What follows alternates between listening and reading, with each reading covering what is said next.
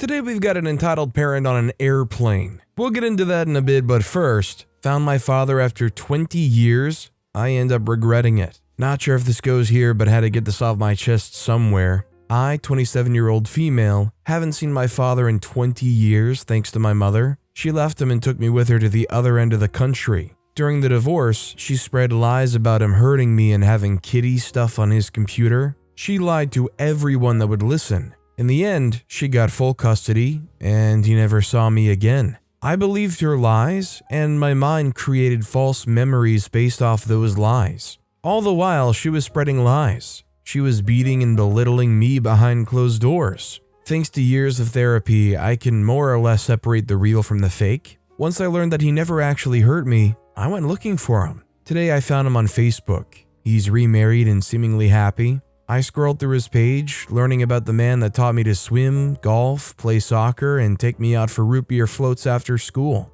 I regretted almost immediately when his first post was about how anyone who celebrates Juneteenth should be eradicated in order to keep America racially pure. Another post was him praising those who were at the January 6th insurrection and how he wished he'd been there. The last post I looked at was him holding a shotgun he labeled the F-slur killer with the caption, "I'm doing God's will." I didn't scroll any further than that. I feel disgusted that I come from not one but two nut jobs. If I had grown up with both of them, I might have ended up believing in the same stuff as them. I can't imagine being so full of hate and disgust just because someone is different than you. In the end, I've decided to not make contact. I'm not going to risk bringing that kind of toxicity into my family's lives. Besides, if he had really cared about me, he would have sought me out long before I went looking for him. I think most people can agree that the level of stuff that they're putting out there is on a level that you feel like you just cannot even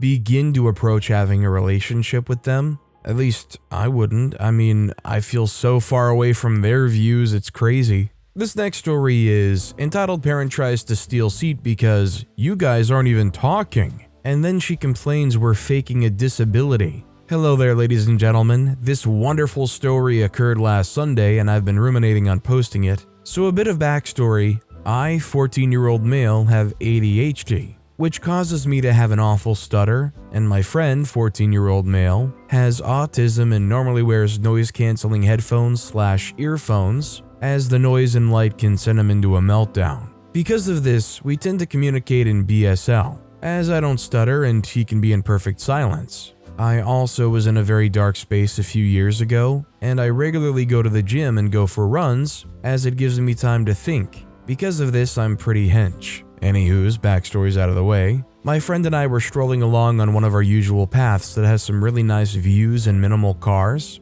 About halfway into the walk, there's a pub, bar for you Yanks, and because the British heat is ridiculous, we decided that we would go in and get a lemonade or a shandy depending on how lucky we were, the whole time communicating in sign language. After we took our seats, the last seats under the covered area outside, a woman who I think I'll call Karen walked up to us with a little kid in tow. She loudly boomed in her stuck-up voice, boys, I think you'll find that those are my seats. See, I know the pub owner, so you best move. Besides, you weren't even talking anyway, just take your drink to go. Now, ladies and gentlemen, let me tell you something. We also knew the owner, because the owner is my friend's, the one who's with me now, dad. I then managed to string together a comprehensible set of words. We were talking, we were just using sign language. Then the Karen said, "Oh, so you're faking a disability. God, what is wrong with your generation?" Seemingly forgetting her brat behind her who's tugging on her hand, throwing a hissy fit. Now rather nervous, I managed to stutter out, "We're not though, we just prefer to communicate this way." At this point, the Karen is screaming a slurry of insults at us, asking me to speak up and to just freaking move. She then tried to grab me and my friend and throw us off the bench. This set my friend off and he started having a meltdown. This caused his father to come outside as he realized that something was wrong. The lady continues to berate me, punctuating her word by knocking a finger into her chest at the end of every word. At this point, I'd had it, so I punctuated back considerably harder. As the lady was stumbling backwards, she somehow managed to stay upwards despite her blubber. However, she had stepped on her child's finger as he was on the floor. In a hissy fit, this sent the kid crying harder, and his eyes finally landed on our hero of this story, my friend's dad, who was hugging my friend trying to calm him down. She somehow did not see that he was hugging one of his patrons she assaulted seconds earlier and didn't seem to make the connection, so she screamed, "Manager, this person just assaulted me." At this point, my friend's dad was such a shade of red that if I took my glasses off and squinted, I couldn't tell a strawberry and him apart. He then proceeded to shout a string of expletives at this woman that even I didn't know, since that didn't send the woman packing. He then shouted, "I will call the cops if you don't leave right now." This seemed to spur some action into the lady, and she promptly dragged her kid off the floor and scurried away like the vermin she is, leaving one autistic child in a meltdown, me pretty miffed, a crack in the brand new decking from where she stumbled back, and dents from where the kid was throwing a tantrum on the floor and stomping his feet, plus one angry pub owner. Drinks were nice though, got something considerably harder than a shandy to calm the nerves, as he said, but had to cut our walk short as my friend was still not in the best state. This lady was horrendous, and it's almost disappointing that they got to just bounce out of there and leave after all that. I'd love to at least have seen them get the fear stricken into them by having the cops show up. This next story is entitled "Mom Thinks My Wedding is for Her and Her Guests." I, 24-year-old female, am getting married next year, and my mom thinks she can invite whoever she wants to invite to my wedding without asking my fiance and I first. My mom just found out about a family member that she's never met before to be invited to my wedding. I just recently sent out the dates, and I gave one to her, and come to find out she sent hers to this family member behind my back. I tried explaining to her that I understand it's family, but we've never met them before, and I'm not trying to have my wedding be the place that we meet for the first time, and weddings aren't family reunions. She thinks I'm being a bridezilla and I feel bad, but it's my wedding and I should have a say on who's invited and who's not. She also took it upon herself to invite my uncle's sister-in-law and uncle's mother-in-law because she talks to them and they're nice. She didn't even ask me if she could invite them, and she told them they could come. So now I'm feeling obligated to give them an invite since they now know about my wedding. She also has stated that since my dad and her are paying for my venue, that she should have a say on who's invited, what colors I'm choosing, and what music is played, because it's not my wedding, but it's my family's wedding as well. She'll also say things about me to my brother's girlfriend like, "Oh, I can't wait until y'all get married because you'll let me do whatever I want for y'all's wedding," or "God, she's so difficult. You wouldn't be this difficult if y'all were getting married. I'm just not sure what to do anymore, and I shouldn't feel this stressed about my big day." Honestly, I think OP really has two choices here. Either they let her roll her right over and take over their wedding plans, or they put their foot down and do what they want to do for their wedding. I mean, you could even try and go as far as cut down contact, but sounds like a big step for OP with where things are right now. Our next story is not enough counter space. My mother, my spouse, and I got a rental house last year,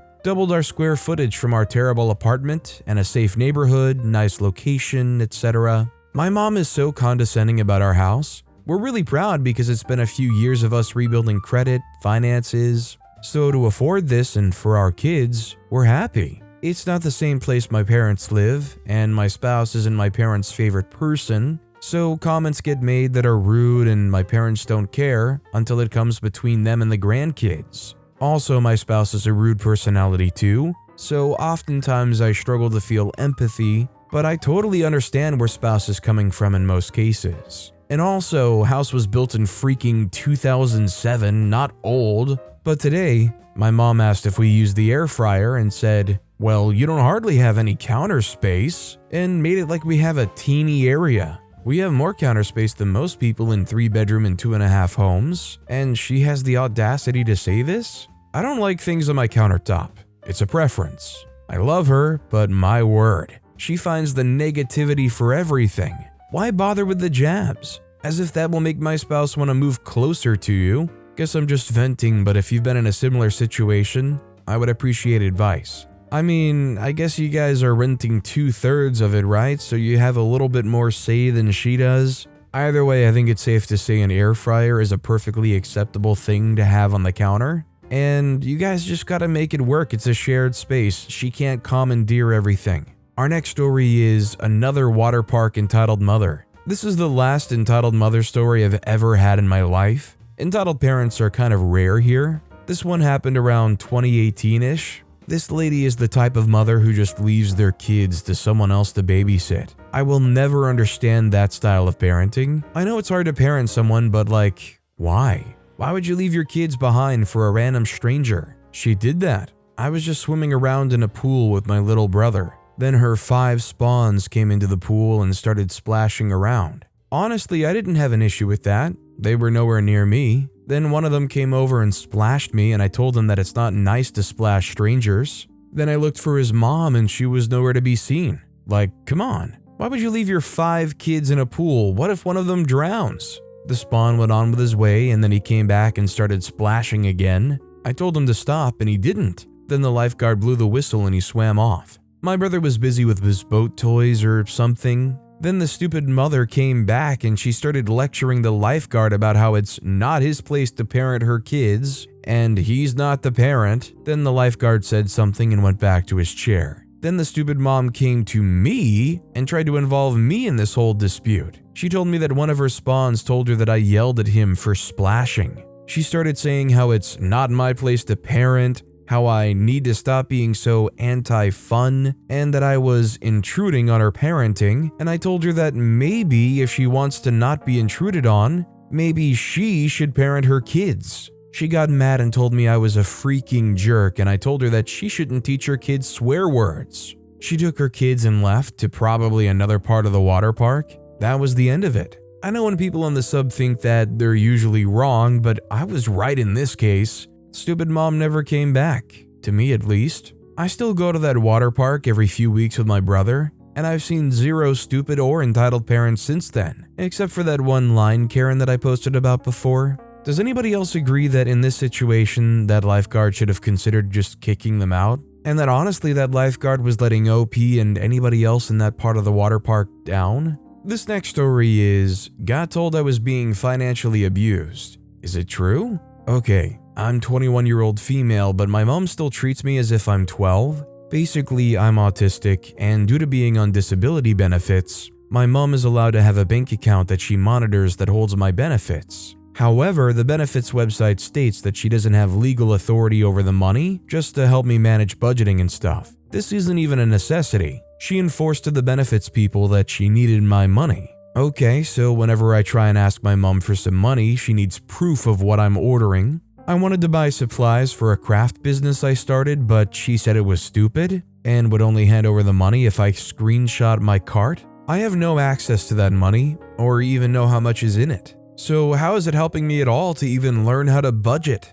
I've managed to persuade her to lend me half of my money. Only took 2 years to test out if I can budget, and I've already saved 500 British pounds. She refuses to give me the rest. Now she's constantly asking me to borrow money. 2 weeks ago it was 200 pounds, and then today it was 100. This person thinks my mom was stealing my money when she had full access to it, and then sneaking it back in when she could. She'll put debts under my name, so God knows if that's going to bite me in the butt later on. Another thing, she's always opening my letters and parcels, even ones that are marked private and confidential. Luckily, I'm in the process of moving out because it's all getting too much. Is this financial abuse? Is there anything I can do? Now, I really don't know how it works in the UK, but considering you're 21 years old, there should be some form of way that if that is really your money, you should be able to get a hold of that. Now, I don't know if you have to go through legal means, but this is definitely financial abuse. This next story is, entitled Mother Threatens Me with CPS over remnants of a 2-year-old's mess. So the inspectors are coming tomorrow, and my family and I have been deep cleaning. Now, I had a plan for today to finish half of what was left before my work, and the rest after my work, which would have been the rest of my daughter's mess I'd missed. Well, today at 6 in the morning, 1 to 2 hours before the time I told my friend to wake me up and make sure I clean, I wake up to screaming 3 feet from me. I wake up disoriented to find my mother screaming at the top of her lungs about trash and cleaning, to which I realize she had broken into my room to scream at me. Yes, people, she came into my room while my daughter and I slept soundly to scream at me. She screamed for a good 30 minutes saying, "The garbage truck is gonna be here in 30 minutes. Get your butt up and clean." Now here's a good idea of the mess. I had a mess on my bed of mostly clothes and cords I was tidying because of me going through what I wanted to keep and what I wanted to toss. And on the floor, yes, it needed vacuuming, but it had a horse, a little Santa straw bag my daughter plays with, and a box with maybe some trash from her not throwing away her snack packaging the prior day. She grabs my daughter as I feel like I'm going deaf from the sudden screaming and leaves, refusing to let me get my child. She comes back, continuing to yell at me as I rub the sleep from my eyes, trying to understand what's going on, and begin yelling back at her. I have this habit to stand still and wait for someone to be quiet and stop monitoring me if I'm going to do anything I'm told to do, as I did it to get a break from my mother as a child when she did the same thing. When she finally leaves, I start cleaning and she comes back. Entitled Mother, my mother, "I'm gonna call CPS and surrender her because you're a pig." This causes me to go into hysterics because despite this not being her first threat, it was the first time she said it this way and I panicked. I said, "I'm sure they'd love to know that you bully your eldest child so much to consider ending things every time you enter a room. That's freaking abuse. Insert colorful language."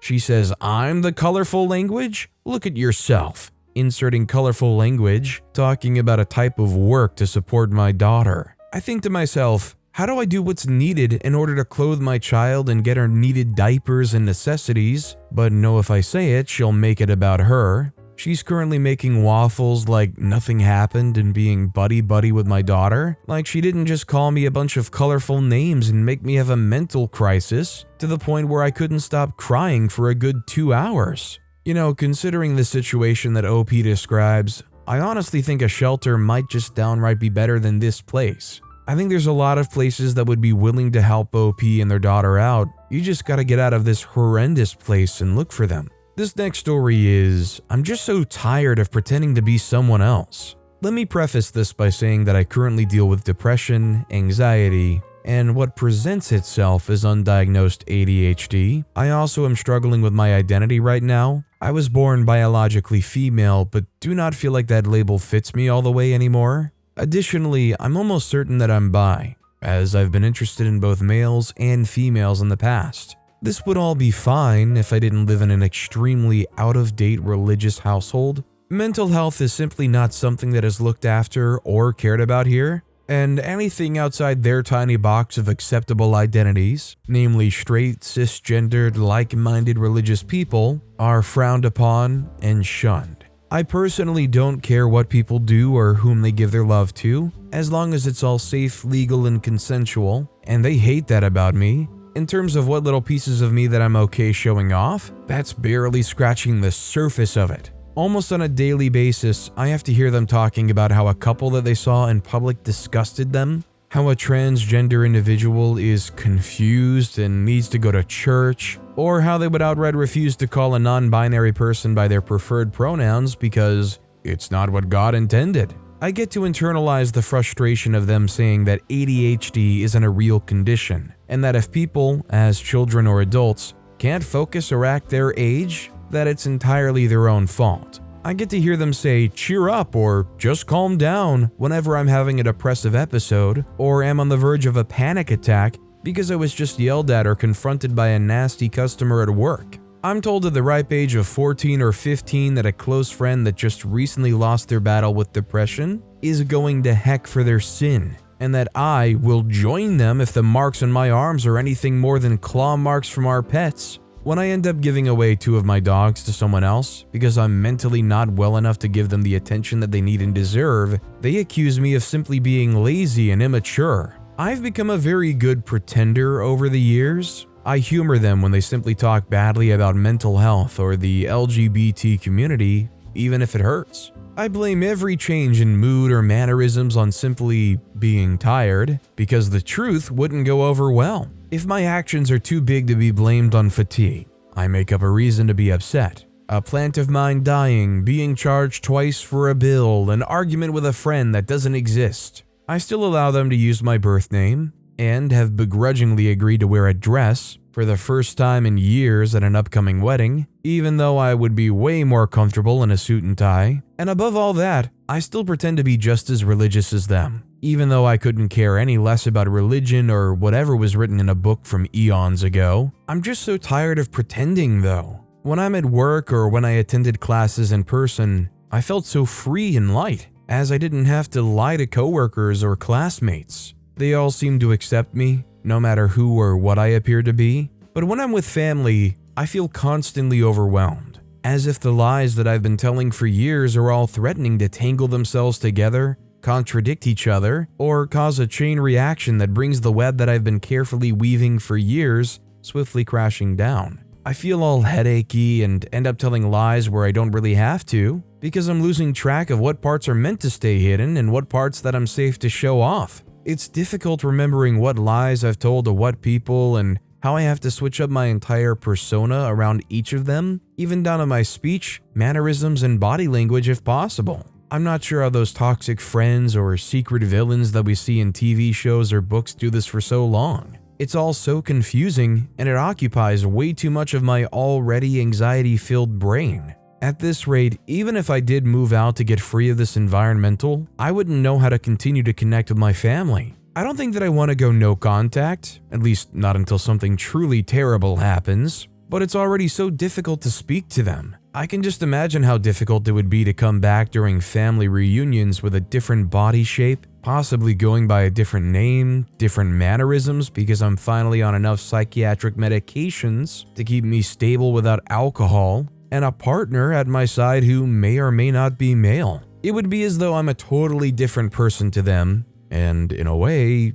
I kind of am. I'm sorry if this was long and rambling. This is unfortunately the kind of stuff that I think about late at night, when I really should be sleeping. I leave the real me locked in this bedroom every day, or I banish her to my department at work, as she isn't really safe here. But maintaining the safe version of me, a straight, cisgendered, mentally sound religious woman, is so exhausting. Even though I hate being outside most of the time, I actually enjoy going to work sometimes for this very reason. I can be myself more with strangers and coworkers who barely know my last name than with the family that I've known for over 2 decades. I feel terrible for OP, but I feel like at a certain level, some people are so entrenched in certain beliefs or views that there's no saving them. I mean, some people, when faced with the reality that somebody that's that close to them that they care about is going through those things, sometimes they do change and sometimes they do flip. But a lot of these people will just remain to be terribly narrow-minded, narrow-viewed, and in some ways probably disrespectful people. Our next story is Mom Who Was Furious Over Not Going to My Graduation, The Aftermath. Hi y'all, I had another post about how my mother went absolutely insane over how I didn't go to my college graduation. It's too much to explain, but that's the gist. Last weekend, when she was home from work and I was subjected to hours of interrogation, there was originally a lot of silent treatment, but midday Saturday, my dad suggested I apologize to her. Since I didn't go to my own grad, I know it's dumb. My apology was met with screaming about how I'm ungrateful, I'm a bad/evil person, I crapped on my whole family, stuff about good Catholic education is, and I've blocked out the rest. One minute I was told to go to my room, the next minute I was screamed at to get out because I had to spend more time with the family. By Saturday evening, I was made to sit on the living room couch and stay put. I sat through an AFL game, the cricket that had been televised from England, TV shows my tween siblings were watching. I was constantly questioned by my mom what I was hiding and what I have wrong with me. Why am I the way that I am? Because I've been scarring the kids. I hadn't eaten much for days because I was too scared to walk around the house. Obviously, I was weak and cold because my own mother is making me well aware that I'm a bad person. I deserve bad things to happen to me. After Saturday night, I ended up with chilblains. I took a shower on Sunday morning and pulled out burnt strands of my hair, probably from when I tried to hide next to an electric heater. Over the next few days, things gradually started to get a little better. I'm not sure why, but Mom little by little started talking to me again. Even if it was just, you still haven't told us why you decided to throw away a chance to go to your graduation. There is no why. I hated being at a Catholic college. but I can never tell her that. I have faced numerous punishments since, and I'm going to continue to pay for what I did for a long time. Whatever chance I could, I read through my college's policy and procedures to see if I would be allowed to attend another ceremony. My universities had many throughout the year for each semester. Mom just wanted the smiling photos and to have a whole "look at what my kid did" moment. So I felt compelled to something to end this nightmare. On Monday morning, I had to take the car to be serviced, and I had a few hours wait. While I waited at this darn Kia Motors place, I sat there sending a few emails and making a few calls regarding my enrollment and finish date so I could still be eligible for a ceremony. On Wednesday morning, I received an email saying that I'm on the list for spring graduation. I'm going to pay for every ticket. My last post said I think it's nearly 100 Australian dollars. Found out it's actually $165 per guest and will be officially confirmed closer to the date. This was all done without her knowing yet, but she was home from work for a few days since the screef has made her sick. She just didn't go to work for 3 days. I still feel too scared to tell my mom that I fixed it for her. I told my brothers about the graduation ceremonies and how afraid I was, and they actually laughed at me. Being males, they aren't treated the same as me. I asked them, "But don't you hate how angry she gets?" They both said they were completely numb to it and didn't care. I'm just full of fear and I don't know what to do. I do want to tell my dad, who's far more reasonable than mom, but I'm frozen. Female 21. I think if OP's going forward with trying to fix this situation, wouldn't it be better for them to just tell them straight up? Like, wouldn't that calm her down quite a bit?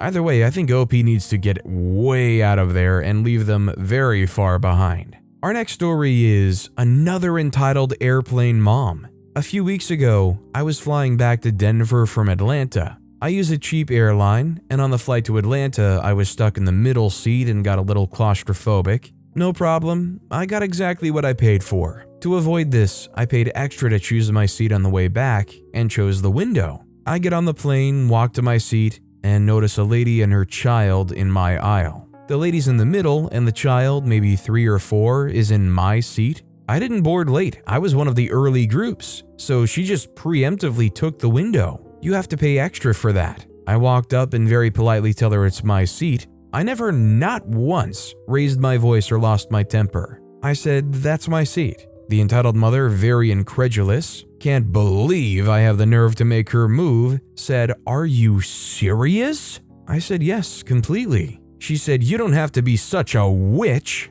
Me, thinking this escalated quickly, "Ma'am, I haven't been a witch at all." "Not yet." She said, "I'm not sitting next to you if you're a witch." Okay. I said, "Then if there are empty seats, I suggest you move if you don't want to sit next to me. That's my seat." She then stands up and yells for the flight attendant because she isn't sitting next to a stupid witch. The poor flight attendant comes over and gives me an embarrassed look and tells her she needs to sit down in the correct seat and wait to see if there are no-shows. Entitled mother then proceeds to tell everyone around what a witch I am, etc., earning my more embarrassed looks from other passengers. At the end of the day, I got my seat, wasn't claustrophobic, and she looked like a jerk. But what is the deal with parents like that? I have 3 boys and I would never, ever expect people to give up seats for us. Certainly not ones they paid extra for. Let's be real, she was just hoping to earn a better experience by paying for a lesser one. I'm guessing however she grew up or all throughout her life, she found that her complaining and whining